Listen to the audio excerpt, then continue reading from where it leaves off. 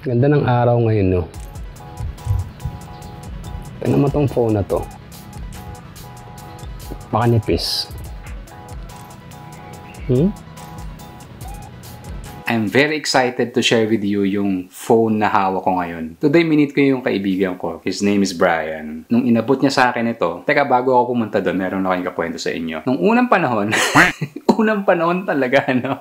Hindi, seriously, una ako nakagamit ng manipis na smartphone back in the day. Kung i-research nyo na lang sa mga hindi pa nakapang-abot doon, ang pangalan niya ay Huawei Ascend P6.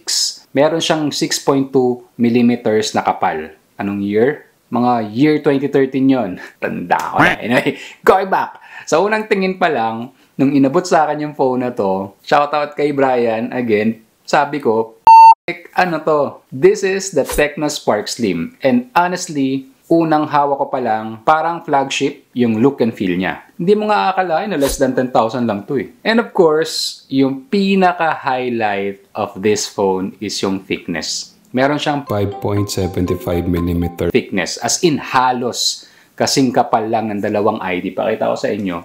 Ito yung gamit kong external hard drive. Ito yung Tecno Spark Slim. Pagtabihin mo yan, grabe. Makikita mo talaga yung difference ng dalawa.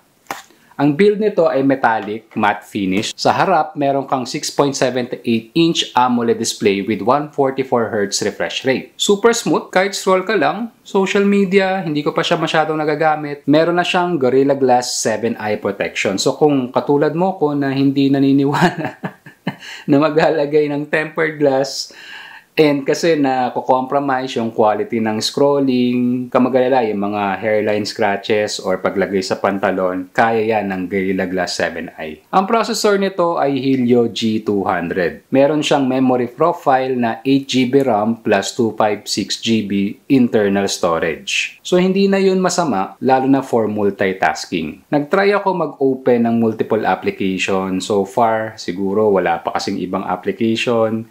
And wala pa namang lag na experience based on testing or first test of this Tecno Spark Slim. So hindi siya pang hardcore gaming, alam naman ng mga gamers yan eh. Pero for light games, siguro kaya ng Mobile Legends and COD or PUBG. For the camera profile, meron siyang 50 megapixel, yung main sensor sa likod. And yung selfie camera, 13 megapixel. Sa daylight or sa maliwanag, sharp and natural yung colors. Pakita ko yung mga sample pictures. Eto siya.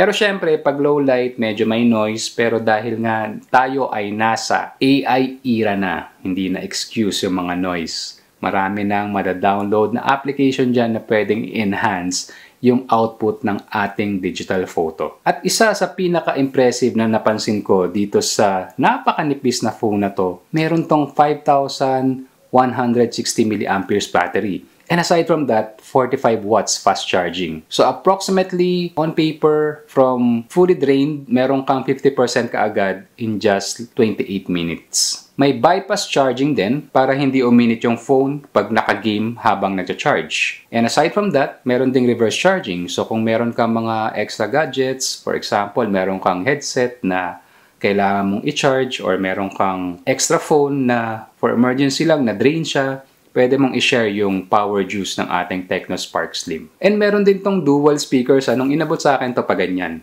So nakita ko kaagad yung logo ng Dolby Atmos.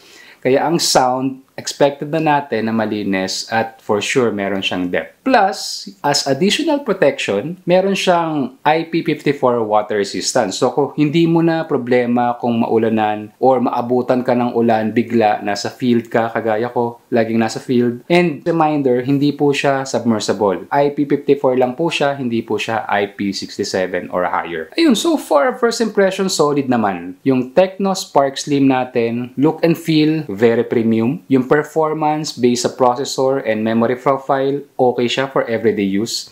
And yung battery, ang ganda ng profile, 5,000 plus milliamperes at may reverse charging pa. Saktong-sakto sa ito. Kung gusto mo ng manipis, stylish at maaasahang phone na hindi na masama in terms of price, less than 10,000, pwede mong explore yung Tecno Spark Slim. Alright, so hanggang dito na lang po muna. Ito po ang ating first impression for the Tecno Spark Slim. I will try my best to make a full review and hopefully abangan nyo yung video na yun. But for now, gaya ng lagi kong paalala, stay safe, stay healthy, and always be nice only to deserving people. Kita tayo sa next video.